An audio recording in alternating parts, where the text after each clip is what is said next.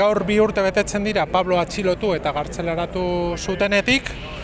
Gainera oso egoera kaskarretan dago, zeren isolamenduan dago, 23 ordu ziegan, eta gaur kanpo ministroari galdetu diegu ea zerbait egingo duten Pablok epaiketa justu bat eukiteko ahalik eta arinen ikusita zein egoeratan dagoen, ez? Eta bueno, esan du interesarekin jarraitzen duela gaia, baina gure ustez oso egoera larria da eta eskatzen duguna da gobernua inplikatzea politikoki, ez? Eskusartzea politikoki zen hauze Europar Batasuneko estatukide baten gertatzen ari da.